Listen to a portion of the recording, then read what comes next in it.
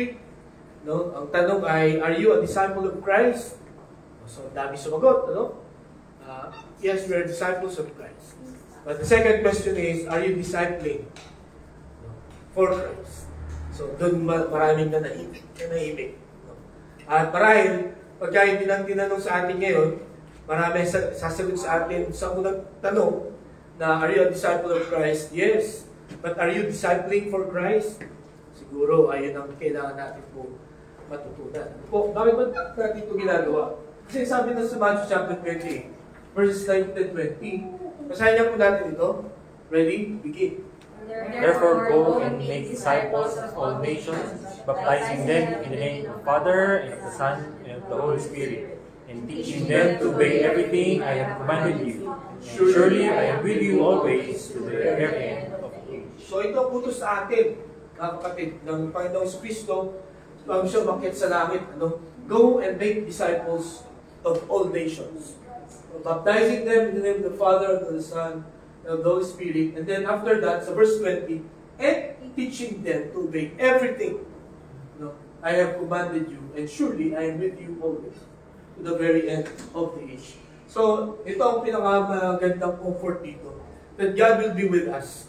Kasi, definitely kung babasahin mo itong mga to, matatakot ka. Imagine, disciple all nations. Kaya ba natin yun? Pwede ba yun? Kaya ko ba yun? No? And then, tapos sabi ko dito, teaching them to obey everything I have commanded you. No? Hindi natin kaya gawin yun. Kaya nga, ito ay dinugtong ng Panginoon. And surely, I am with you always to the very end of the age. Hanggang katapusan. Hanggang sa muli ng pagbabalik. Or hanggang sa kunin na tayo ni Lord. No?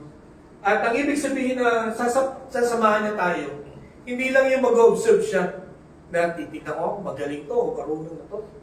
Kundi, tuturuan tayo kung paano mag-disciple. Kaya mga kapatid, kung willing tayo, gusto natin ma-involve sa discipleship, we can do this, hindi dahil sa magaling ang inyong teacher or magaling, marami kayong trainings. The only way para ma-accomplish natin ito is because of the Lord Jesus Christ. The Lord Jesus Christ is with us. Okay? Kaya, kung may takot tayo or meron tayong doubts, ay sa pag-aaral natin ng salitang ito, ay unti-unting matanggal yun. Mapalitan siya ng courage, ng lakas ng loob. Okay? So, what is discipleship? Discipleship is a process of helping people become committed followers of Jesus Christ. Okay? Second, makibasa na. It involves learning to obey Jesus' teachings and living a life that reflects His character. Okay, next. It's not just about gaining knowledge, but about transformation and growth in Christ's likeness. Discipleship is a lifelong journey of spiritual development and maturity. Okay, so dito sa number 3, it's not just about gaining knowledge, but transformation and growth in Christ likeness. As you teach, as you learn about the Lord Jesus Christ, unti-unti ding nagtatransform. Unti-unti ding nagbabago ang buhay natin. Unti-unti nating nakikita kung anong dapat nating gawin at yung mga hindi dapat nating gawin. Diba? Diba sa ating pag-aaral. Then dito sa last part, discipleship is a lifelong journey of spiritual development and maturity. So ito ay hindi one-time experience lang. Okay? Hindi porke tayo nag-aaral ng discipleship ngayon at pagkatapos nito ay disciple na tayo or full-fledged disciple na tayo. Ang sabi dito, it is a lifelong journey of spiritual development and maturity. Tandaan po natin, habang nandito tayo sa lupa, there is always room for growth. No? Walang magsasabi dito na, Pastor, hindi ko na kailangan ng discipleship. Perfect na ako. Or matured na ako. Hindi ko na kailangan yan. No. Ang discipleship, it is a lifelong journey. Magkakaiba lang ng stage. Okay? So pag natapos mo itong stage na to, lilipat ka sa next stage. So panibagong teaching, panibagong challenge din yun. No? So pag ganun yung ating buhay hanggang sa ma-reach na natin yung kaluwalhatian ng Panginoon. Okay? So I hope tayo pong lahat dito, we'll pray that we will be involved in discipleship. Okay? May tanong po kayo dito? About the meaning of discipleship? Check. Okay. The goal of discipleship, ano gusto nating mangyari? Bakit natin ito gagawin? Una, let's read. Ready? Encourage people become fully devoted followers. Okay. To encourage, hindi to force people. Okay? But to encourage or to influence people to become fully devoted followers of Jesus. Hindi followers of Pastor Eleno or CGBC Satellite. Hindi followers ng Panginoong Kristo. Next, ready? Begin.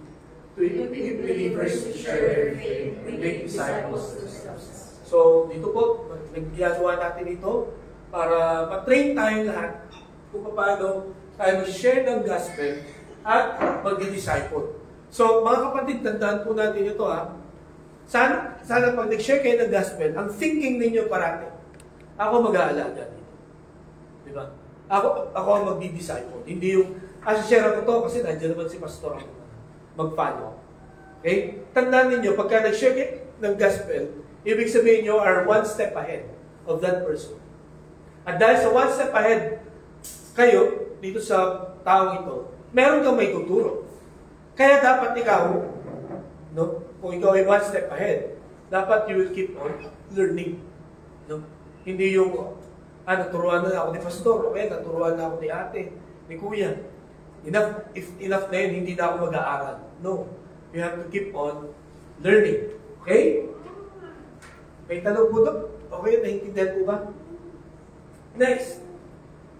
Let's read it. Begin.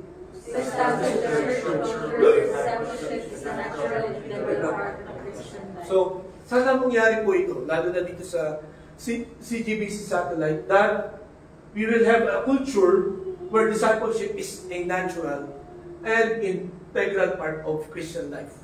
Okay? Natural, hindi ito kailangan na lagi ipaalaala, kundi ang bawat isa na member ng CGBC Satellite, ang thinking, the thinking natin, hindi lang tayo mag-evangelize, kundi magdi-disciple. Okay? At tayong lahat ay involved. Sana dumating yung point na, ikaw na yung mag-alaga, na-share mo. Sabi sa John chapter 3, verse 3, you must be born again. Para makita mo ang kingdom ng Panginoon. So, ibig sabihin, isang tao na tumanggap sa Panginoon, he is born again. Ang born again is not a religion, it is an experience. Experience to.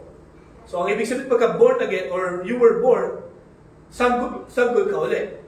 Di ba? So, yung nag-share siya para makakilala sa Panginoon, yun yung inyong spiritual parent. So, sino ba nag-share sa inyo sa Panginoon?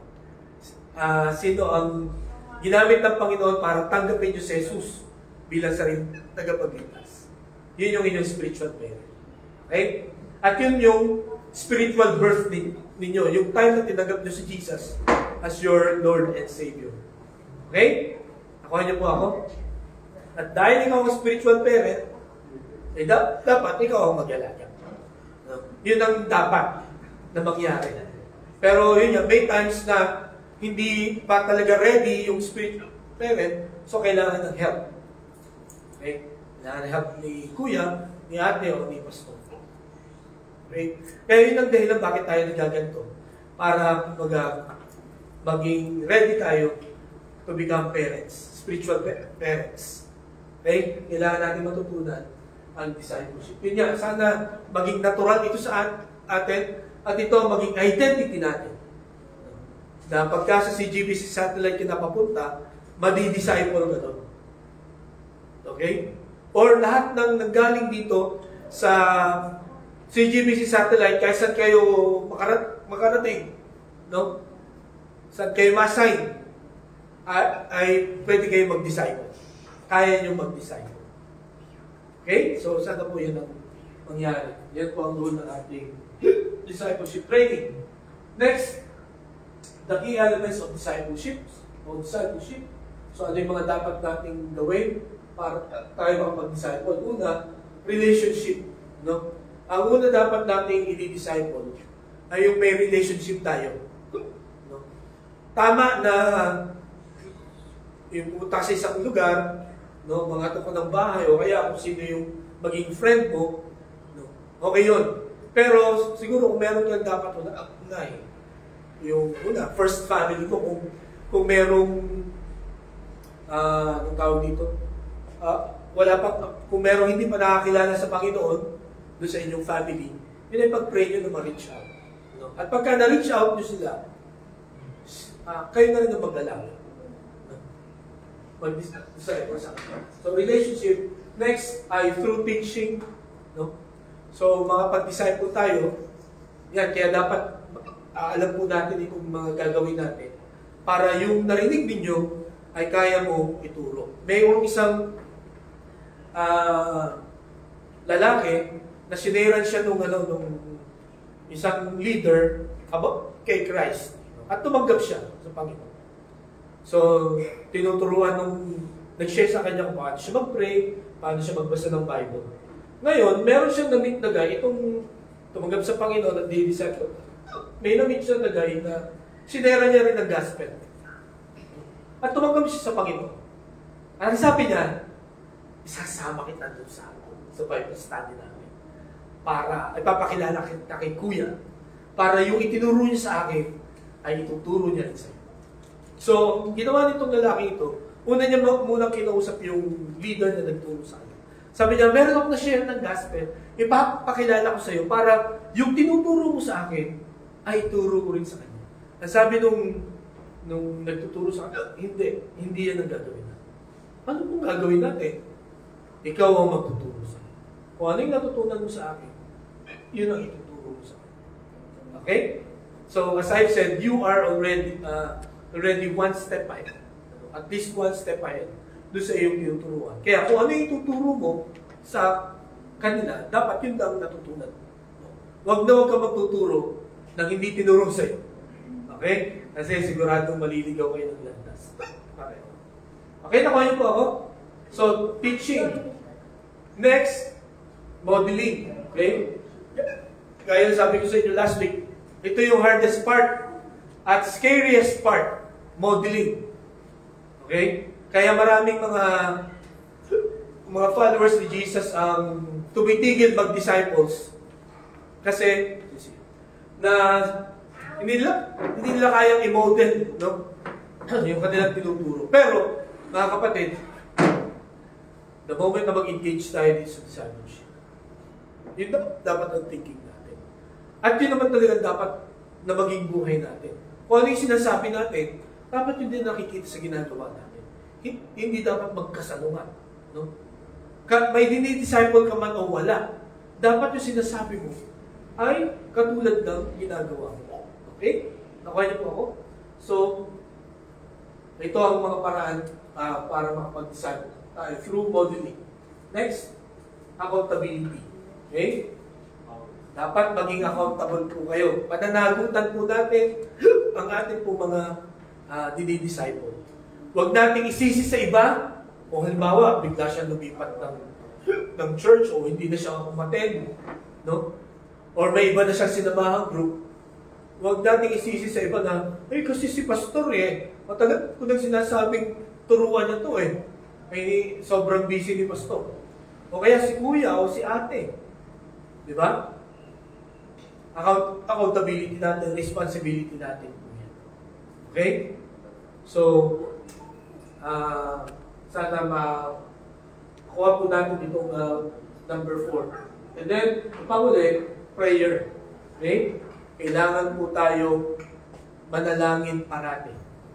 May dinidisciple man kayo o wala, we need to pray. No? Sabi ni Pablo sa 1 Thessalonians 5:17, pray without ceasing. Ang ibig sabihin nun, No? Hindi yung bumaghapon kang nakaluhod at nakapigit at nagpe-pray, kundi lagi ka dapat in tune sa Panginoon. Okay? At dapat ipanalangin po natin lagi yung ating mga disciples. At ipanalangin din natin po yung ating sarili. Okay? Para maging consistent po tayo sa ating mga tinuturuan. Okay? Para hindi tayo... Kasi ayaw ni Satan yan yung gagawin natin mag-disciple. Kaya gagawa ang paraan ng diablo para sirain tayo. Okay? Kaya kailangan maging malakas po tayo as we disciple other people. Meron po kayo tanong dito?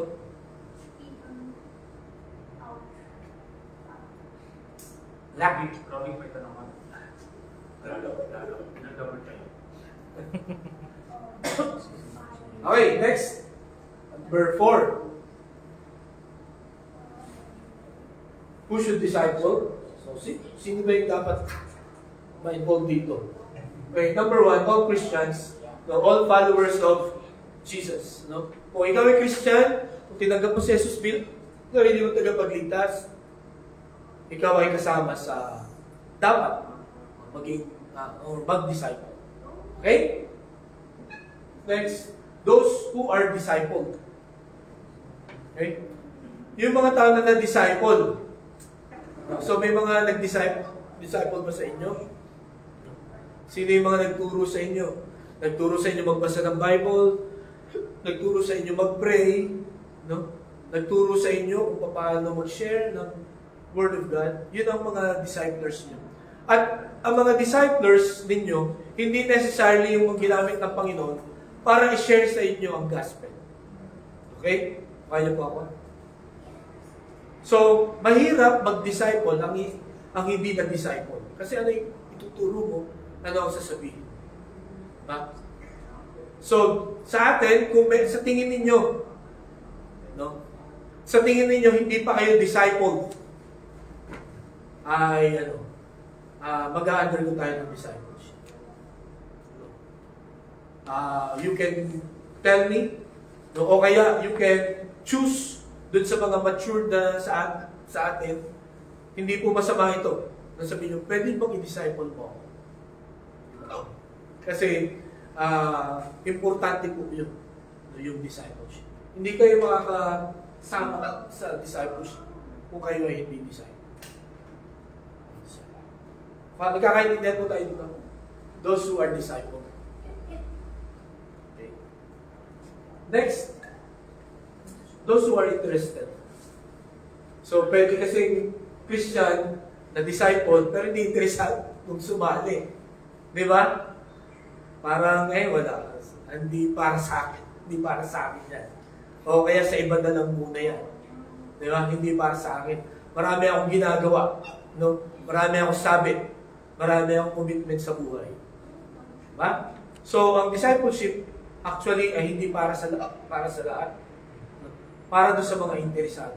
Although, kung ikaw ay Christian, dapat merong kang urge to be part of the discipleship. Okay? Pero yun, sino yung mga interesado? So, it's between you and God. Pagdating sa interest. Okay, ito, fat Christians. Ano yung sabihin ng fat Christians? Faithful, available, and teachable. Fat daw, fat. Matay tayo dyan. Okay? Yun ang kailangan mag-disciple. Yung faithful, available, and teachable. Okay? So, yung tapat, no? Hindi pwedeng mag-disciple o mahirap pag mag-disciple pagka unfaithful ka. No? Kasi ano ituturo mo? Ano ipapakita mo? No? Pero kung sakaling makita mo sa sarili mo sa oras na ito that you are unfaithful, ano ang solusyon? Maging faithful tayo. Di ba? Kasi lagi ang solusyon natin pagka gano'n, ay huwag na. Ayoko. Hindi na ako pwede. Kumbaga, lalo ka na lang lalayo.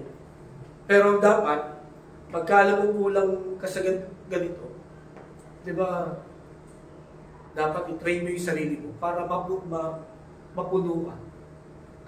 So kung sa tingin mo hindi ka available, gawin mo yung sarili mong available. Kasi alam nyo, pag seryoso tayo dito sa discipleship, kasi inutos ito ng Panginoon eh. At tandaan niyo ito, inutos niya ito sa atin na alam niya kung gaano katindi yung schedules natin. No? Hindi niya ito basta na lang inutos na bahala kayong mag-adjust. No? Gumawa kayo ng paraan. No? Ang Panginoon, lahat ng utos niya, may paraan kung paano gawin. No? Katulad na lang yung disciple all nations. No? Later, ipapakita ko sa inyo. No? How can we disciple all nations? Alam niyo kung nag-start yung 33 years ago, no? Yung discipling of all nations, ang population ng mundo ngayon ay 7 billion. Ano? Kung 33 years ago, may nagsimula na nun, yung discipleship na yun. Dapat bumalik na ang Panginoon. Kasi, yun ang nakalagay sa Matthew chapter 24. Eh. Pag na-preach na ang gospel sa lahat ng mga tao, babalik na ang Panginoon. Kaya hindi pa bumabalik ang Panginoon kasi hindi pa na-share ang gospel. May tao pa na hindi pa nakakarinig or kailangan makarinig. Baka yung ano na yan, baka yung kaibigan mo yan, o kakilala mo yan, na nahihiya ka na mag-share kasi feeling mo hindi ka pa available. No? So, and then teachable. Pwedeng faithful ka, pwedeng available ka, pero hindi ka teachable. Mahirap magturuan, lagi kang may sariling diskarte. No? Pwede naman yung sariling diskarte, basta align din sa sa plano ng Panginoon. Di ba? Kasi ang bawat isa sa atin may kanya-kanyang talents no? Or intelligence.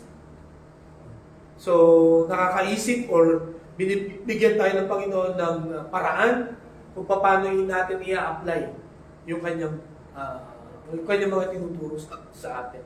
No? At saka may iba tayong sitwasyon sa bahay natin, sa community natin, no? Sa school natin, sa work, magkakaiba yung sitwasyon. Kaya doon tayo tuturuan ng Panginoon kung ano yung dapat na gawin. Pwede yung effective sa akin, hindi effective sa inyo. Okay? Pero, when we are teachable, ituturo ng Panginoon, makikita mo kung ano yung dapat applicable. Katulad sa Calapan at saka dito sa Manila. Magkaiba ang way ng evangelism dito. No? Sa Calapan or sa province, pwede ka pang kumatok doon eh. Randomly. Tapos, may magpapatuloy pa sa'yo. No? At pwede ka magstay kahit gano'ng habang oras. Yung pagsishare mo kahit 2 oras. Pero dito sa Manila, hindi pwede yun. Ha? Hindi ka pwede kumatok sa bahay. Na pwede kung mag-share ng Word of God. Papahabol ka sa aso. No? Kaya hindi po. Diba? Dito sa Manila, ang pagsishare ng gospel is through relationship. No? Kaibiganin mo muna. You win their confidence. Pero yung unang pagkikita nyo pala, may share ako sa'yo. O kaya pwedeng pagbigyan ka ngayon, pero hindi yun mauulit. Di ba? At ang pag-share dito sa Manila, yun nga, lagi kong sinasabi ko sa inyo, hindi kailangan matagal.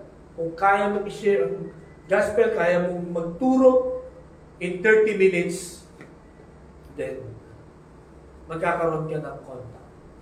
Makakapag-disciple. Magkakaroon.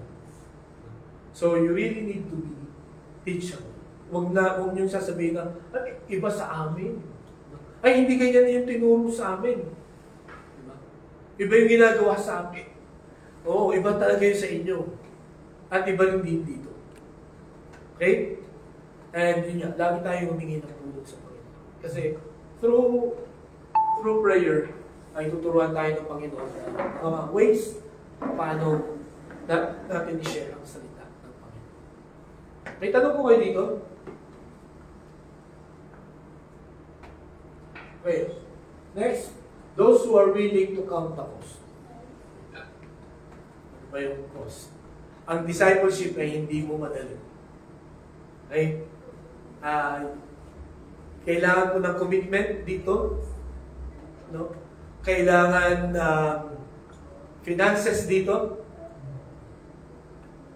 At kailangan mo ng patience sa pagdi-disciple.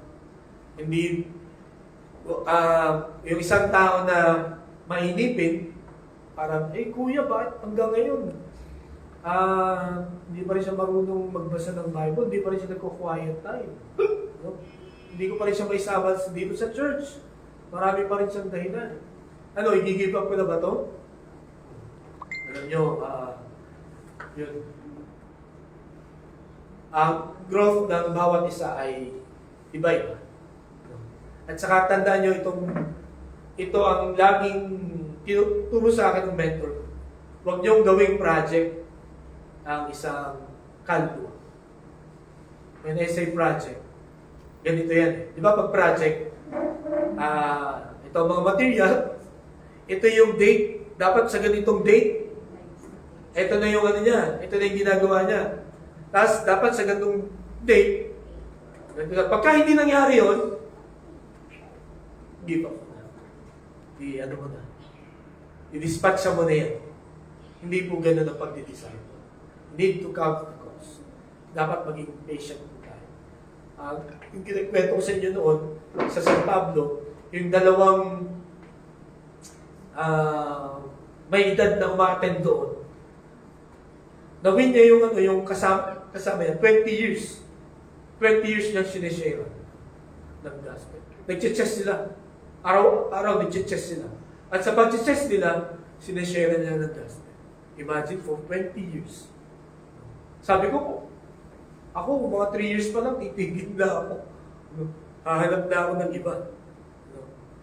O kaya, sa ika-10th year, sasabihin ko, wala nang pag-asa. Pero siya, 20 years. No, ika-20th year, saka yan ang naintindihan at sinuko yung buhay niya sa Panginoon. At isa siya sa pinaka-pillar ng church niya. Yung matanda niya. Nakakalungkot lang, after 8 years namatay na siya. Pero talagang dinuboto niya yung buhay niya para makapag-share ng maraming mga kaluluwa. Ginamit niya yung bahay niya para marami mga tao pumunta doon ma-share ng gospel. So let us be patient sa ating po pag-disciple. Again, hindi po madali ang pag-disciple. May mga i-disciple ka na matitigas ang ulo, mga pasaway pa rin. Pero sana ay humingi lagi tayo ng tulong sa Panginoon. Paano natin mamimenting ang ating discipleship. Ito po ang aking rule. Pwede nyo sundin ito o hindi. Hanggang hindi sinasabi nung dinidisciple ko na tama na kuya. Tapos ayoko na. Ayun. Doon lang ako titigil. Pero pagka yung pawala-wala lang siya, walang time, ganyan. Tatanungin ko pa rin siya, pwede ka ba dito? Pwede ka ba ng ganitong oras? Pero pag sinabi na niya, kuya, tigil na. Yun ang ibig sabihin. Tapos, okay? Nakayot ako. Okay, last part po. Ngayong natin. Kasi next week, na po tayo, yung mga lessons na ang ating pag-uusap. Ito ay parang foundational pa lang. Ano yung mga dapat na nasa isip at puso mo sa pagdi-disciple. Okay? So, ito yung mga magdi-disciple. Ito yung kanilang mga character. So, how to choose a disciple? Ano ka pipili? You need to pray. Tandaan niyo ito, mga kapatid. You cannot disciple everybody. Okay? Ang kaya mo lang i-disciple ay binigay sa iyo ng Panginoon. In fact, ang akin pong suggestion sa bawat isa ngayon, you pray for one disciple a year. Kada taon, may ma-disciple kayo. Isa lang. Masarap pakinggan, masarap i-report kung ang dinidisciple mo ay 20, no? Or 15, wow, nakakatuwa yun, pero tandaan nyo ito. Gaya na sabi ko rin sa inyo ito last week. Mas mahirap alagaan yung 10 ang anak. Di ba? Kaysa yung 2 lang, o kaya 1 lang ang anak. Di ba? Mas mapoprovide mo yung needs. No? Yung sa pagkaba, 15, tapos sabay-sabay mong dinidisciple yun, mauubos ka talaga. Mauubos ang pera mo. Mauubos ang pasensya mo. Mauubos ang oras mo. Yung 15, pagsalitaan mo yun ng tigpa 5 minutes, ano yun? Abuti ka na ng 2 oras nun. Yung iba, meron pang mahilig, ay, may nalimutan ako. May dadagdag ako. Diba? So, ang aking suggestion ay, let's pray for one person na pwede po natin i-disciple. Okay? Ang Panginoong Jesucristo, bago siya pumili ng mga disciples, nag-pray siya overnight. Tapos kinabukasan, pumili na siya ng 12. Okay? So, kung ang Panginoon, nag-pray siya, bago siya pumili, ay ganun din po tayo. Mag-pray tayo talaga. Na ipakita, i-reveal ng Panginoon kung sino yung i-disciple. The next, observe potential. So, mag-observe tayo. Sino kaya pwede dito? Sino kaya dito ang willing na magpa-disciple? Okay? Pero ang suggestion ko nga, yung na-share nyo ng gospel, yun ang i-disciple. Okay?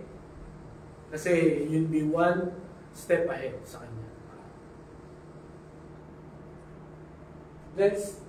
Don't be afraid to disciple older people. Okay? So, kung halimbawa, may edad sa inyo yung inyong yung nireveal sa inyo ng Panginoon, yung disciple, huwag kayong matakot. Kasi ang ituturo nyo naman sa kanila ay yung Word of God. No? Hindi yung karunungan nyo. Okay? At sigurado, kung waiting yung older sa inyo na magpa-disciple, kumbaga may humility yun, napakinggan ka kung ano ang inyong ituturo. Naalala ko yung unang nagturo ako ng Sunday School sa San Pablo. Estudyante pa ako sa Bible School. Alam niyo ba ang una kong tinuruan? Ako ay 20 years old. Nagtuturo ako sa Sunday School, mga senior citizen lahat. No? Sabi ko sa pastor na nag-assign sa akin, Pastor, baka turuan pa ako ng mga yan. No? Sabihin sa akin na tutuyo po ka muna. Hindi mo alam ang tinuturo mo. Di ba? Pero sabi sa akin ng pastor na nag-assign sa akin, hindi ko malilimutan. Sabi niya, huwag kang matakot. No? Laksan mo lang loob mo kasi ang ituturo mo sa kanila ay word of God. No? Mas patanda pa sa kanila yung ituturo. At magtuturo ka lang naman.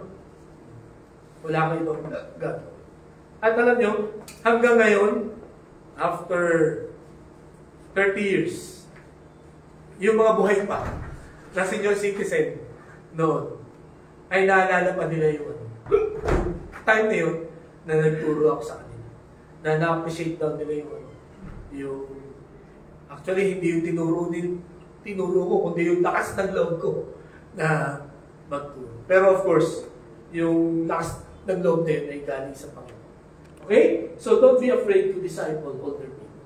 So kung sa tingin nyo, meron tayong kasama dito na kailangan ng discipleship na older sa inyo. At ang conviction sa inyo ng Panginoon, ikaw mag-disciple sa akin. Don't hesitate. Okay? Ayun, tapos na. Okay. So, ito yung tatlo na hahanapin po natin. No? Na i-disciple po natin.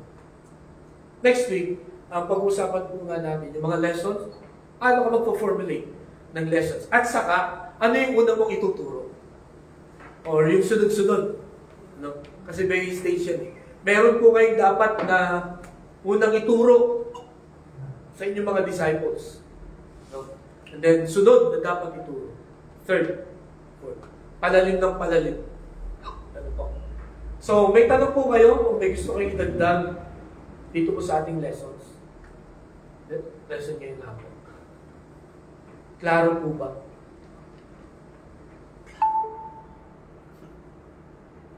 So, hopefully, this year, meron po kayo makita na isa na disciple. Tututukan nyo talaga.